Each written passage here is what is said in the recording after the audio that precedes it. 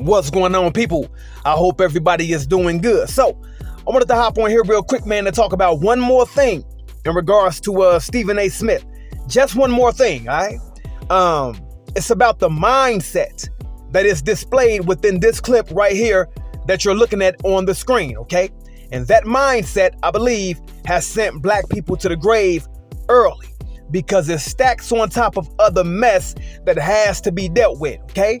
Now, I'm not going to play the video all the way through and then come back with my commentary at the end. I'm going to stop this clip where I feel necessary and give my commentary there.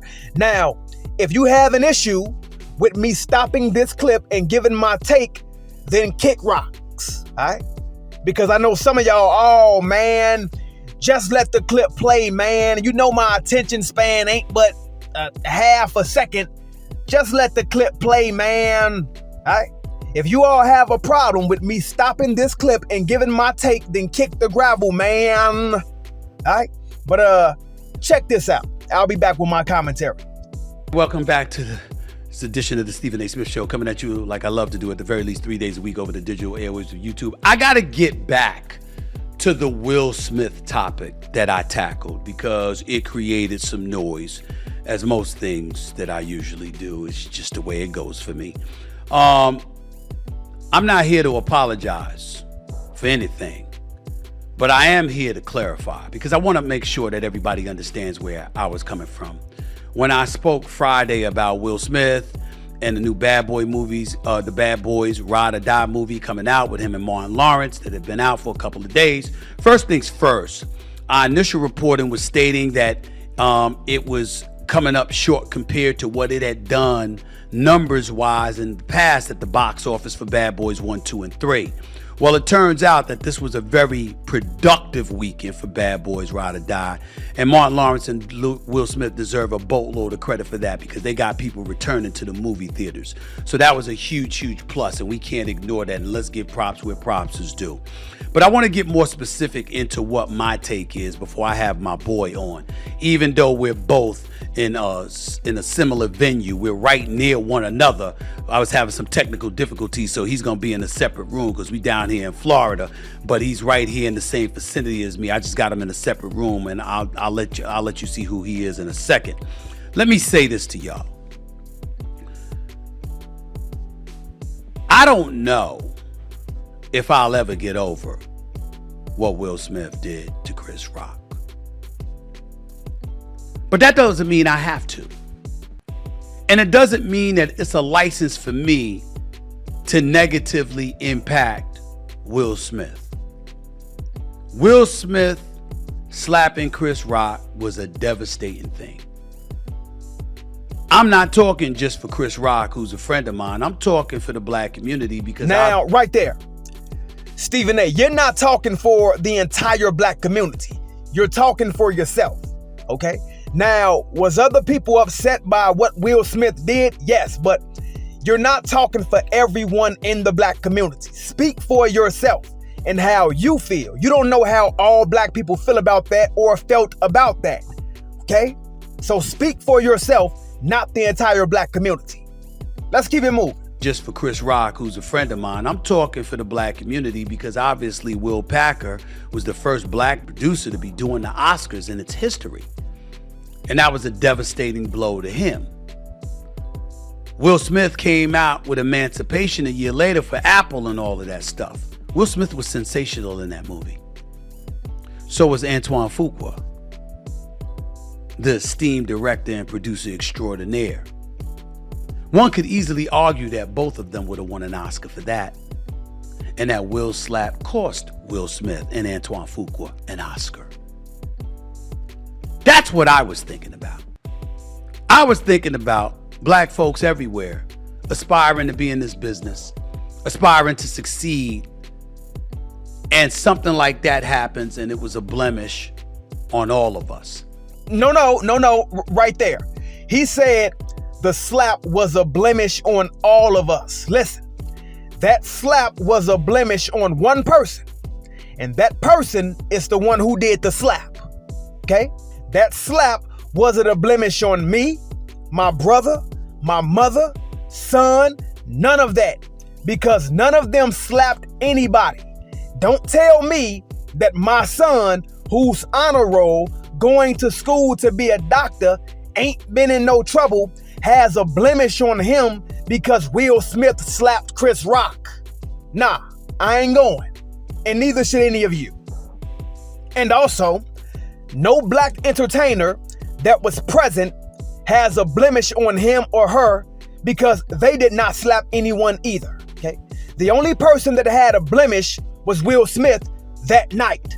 Not me, not my brother, not Denzel Washington, not Will Packard, not Samuel L. Jackson, but Will Smith that night. That is the only person that had a blemish. See, the mindset that black people have to bear the responsibility for other black people, that's over. That's dead, okay? A black person commits a crime, and you, as a black person, have to bear the responsibility for it. That's over with, okay?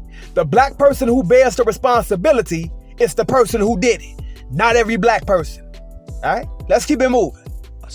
Because I know how much white America reveres Will Smith. And the thinking along the lines in my mind was, hell, if he did that, what would the rest of us do? See, right there. The mindset, well, other races of people are saying if Will Smith did that, what would the rest of us do? As if black people hold the responsibility for every black person in the room, okay? Stephen is saying that if a black person walks into a predominantly black room with other races of people in there, and two black people start fighting each other, then, you as a black person have to hold the responsibility for those two black people who started the fight. And you have to duck your head in shame and say, oh my God, I'm ashamed of being black because those two black people fighting. Okay? Black people are the only group of people who do this. You've never seen a white person make videos saying that they are ashamed to be white because Ted Bundy was white, or Jeffrey Dahmer, or Robert Crimo, or Dylan Roof, or many others, okay? You've never seen an Asian person do it, Hispanic person do it, yet a black person can do a crime, and you will find 100,000 videos of different black people saying they are ashamed to be black because that black person did that crime, okay? Oh my God, I just ashamed. I just can't believe, look at us. Why did we do that? Okay, as if you did it. Why did us do that, man? We shouldn't have robbed him. You looking like I ain't robbed nobody. What you talking about? Oh, man, look at us.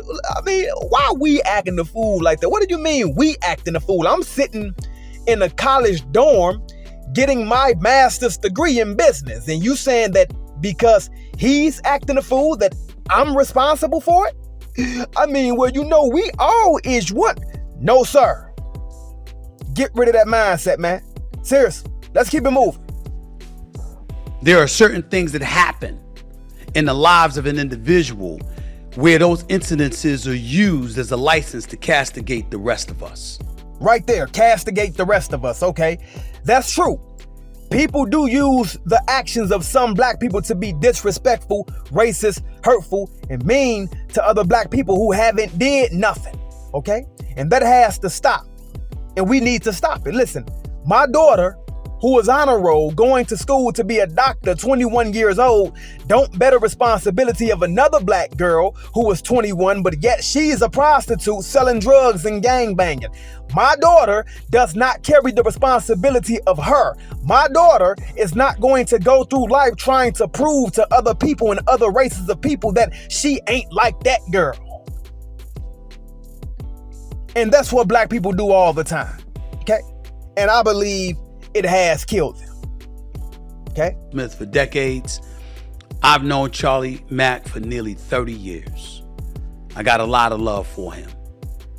And he was on fire, calling me because he disagreed with my opinion and was going back and forth with me about it. And then he caught me because he said, Stephen A., what about grace? Oh, wait. We don't want to talk about grace. We don't want to talk, because when you start talking about grace, that sounds too biblical, okay? That sounds too churchy and preachy and godly and Christ-like. We don't want to talk about no grace, okay? People don't want to hear about grace. They want to hear about condemnation and unforgiveness and being rude and mean and cruel and kicking them while they down and stepping on them, while they already hurt. We can't talk about grace. That sounds too godly. I don't want to hear about no God now. That's how a lot of people think. We don't want to hear about grace. We want to hear about piling on top of them and choking them till they can't breathe no more and stepping on them. Okay, we don't want to hear about grace. A lot of people don't want to hear about grace. All right, listen, man. Black people, stop allowing people to lump you into debauchery. Stop allowing people to lump you into foolishness. All right, just because somebody is black and does something crazy, you as a black person do not hold the responsibility of that black person. Okay? You go into a room and somebody black does something, you can't stand back like a spectator like everybody else and be like, man, I wonder what's going on. What's happening? You gotta tuck your head in shame and be embarrassed and ask everybody for forgiveness and, oh, please forgive me for what he did. Please, I'm just so sorry. That's dead. Kill that noise. The only person who holds the responsibility for what they do is that person. All right? And probably the family and the mama and the daddy who probably ain't teach them nothing. That's another story. But you all get what I'm saying, man. Stop allowing people to lump you into foolishness and debauchery. You do not hold the responsibility of what all black people do, man. Seriously. You are an individual. All right? Peace.